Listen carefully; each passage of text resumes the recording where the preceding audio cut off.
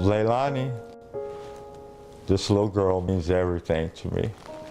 I love her with all my heart. One little girl can make up for a whole life of tough breaks and hard knocks. I love you. Cleveland Johnson never had much, but he got more than he ever wanted as a daddy.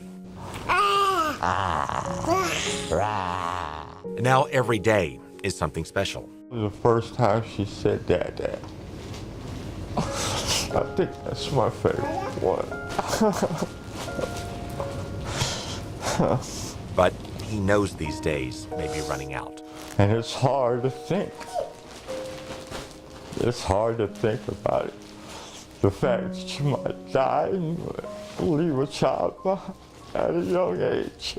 He saved up and took Leilani to a resort hotel. Then sudden shooting pain took him to the ER, where he found out that he had pancreatic cancer on Christmas Day. And since the day I've had her, I've worked hard and I've done everything I could do to give her the best possible life I could give her. And now it's like everything's been turned upside down. Yeah, that's a cloud. Good girl.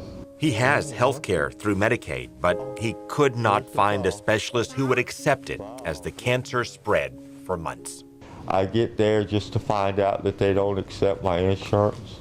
Some of these appointments I actually went to and they got turned down in the office. And so he drove around in pain until the day he crashed into a retaining wall. That's why he's in a neck and back brace. I know the more time that lapses, the worse this gets. And the bigger the tumors grow, the more it spreads. So you went through 7 pages of doctors. Yes, sir. Who accept Medicaid. Yeah. Except they didn't accept Medicaid. Right, exactly. They told me that the pages weren't updated. This all goes back to how Florida manages health care for the poor. The federal government offered billions of dollars to expand Medicaid, and Governor Scott first told us he needed a few weeks to think about it. Whether we can afford to expand Medicaid, but we'll be looking at that over the next few weeks as we look at that opinion. But then later that same day, he decided to reject it. How and why did you change your mind on that? Oh, I didn't change my mind at all. We'll be looking at that over the next few weeks.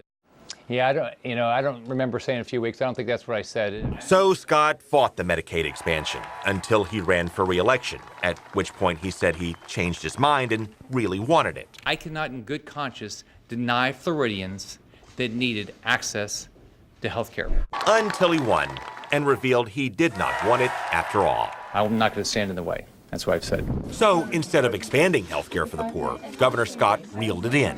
Florida moved Medicaid patients into private HMOs, which pay doctors less than what they do in other plans, which means a lot of specialists simply don't accept the plans. So now it's like, I feel so helpless. Which means folks like Cleveland Johnson get left behind. The one thing that ever really meant anything to me is my child. And now I feel like I'm not going to be able to see her grow up. Yum Yum? You like Yum Yum? Now he says he'll fight as long and hard as he can to make his little girl proud. I want her to know that her father loved her. Banana? With all his heart. And I hope that she remembers how much I loved her. He gets why politicians would want to change his health care to save money, but he wonders if they get who and what those changes really cost. It's heartbreaking because I'm like, I know I'm not the only person going through that.